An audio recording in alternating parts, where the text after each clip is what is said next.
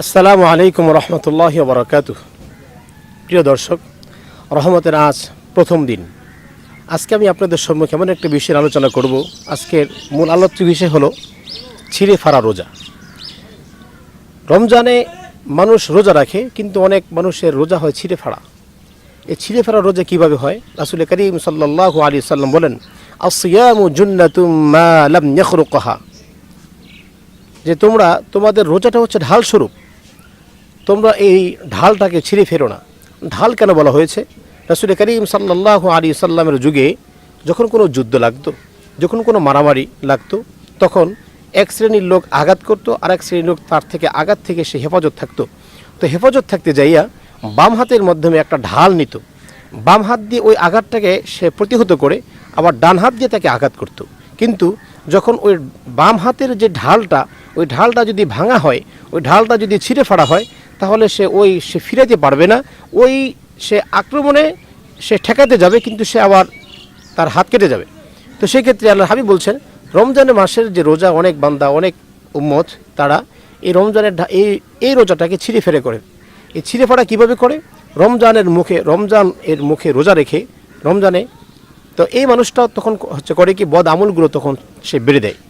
বদ আমলগুলো করে কি, জবানের মাধ্যমে বিভিন্ন ধরনের মানুষের নামে কুৎসা রটনা করে, গীবত করে, শেকায়েত করে, ইত্যাদি ইত্যাদি।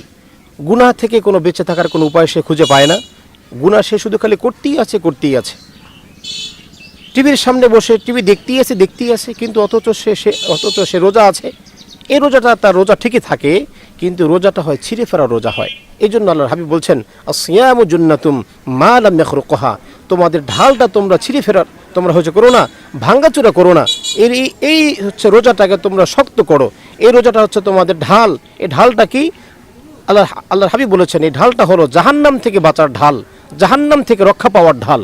আসুন ভাই, এই জন্য মাহে রমজানের আমলগুলো সুন্দর থেকে সুন্দরতম আমরা আমলগুলো করি, আর আমাদের আমলগুলোর মাধ্যমে যেন রোজাটা যেন ছিঁড়ে ফেরা না হয়, আমাদের আমলের মাধ্যমে যেন রোজাটা যেন ভেঙে চুরে না যায়, আমাদের আমলের মাধ্যমে যেন রোজার হক পরিপূর্ণভাবে আদায় করতে পারি। দেখেন, সারাদিন আমরা অনাহারে থাকি। এই অনাহারে থাকার মাধ্যমে আল্লাহ আমাদেরকে কষ্ট দেওয়ার জন্য এই রোজা দেয় নাই, এটা আমরা তাকওয়া অর্জন করার জন্য দিয়েছেন। আল্লাহ পাক রব্বুল আলামিন আপনাকে আমাকে যে দেখেন, সারাটা দিন মানুষ কিছুই খায় না আমার রবের ভয়ে। এই রব দেখেন, রব বুঝেন, রব জানেন, এই চিন্তা চেতনা মানুষের কলবের মধ্যে আসে। তো আসলে পরে তখনই ওই মানুষটা আল্লাহর ভয়ে পানি মুখে নেয়, কিন্তু পানিটা ফেলে দেয়, পানি খায় না। এই জন্য ওই মানুষটা যখন কোনো গীবত যখন করতে যাবে, আর সে যদি চিন্তা করে, হায় আল্লাহর হাবিব তো বলেছেন, আসিয়ামু জুন্নাতুম মা লাম ইয়াখরুকহা, হে তোমরা এই রোজাটাকে ভেঙে তোমরা এই রোজাটাকে ছিঁড়ে ফেরে করো না। এটা হচ্ছে তোমাদের ঢাল, এই ঢালটাকে তোমরা নষ্ট করো না। এই চিন্তা যখন আসবে, তখন আপনার গুনাহ থেকে অবশ্যই আমরা রেহাই পাবো।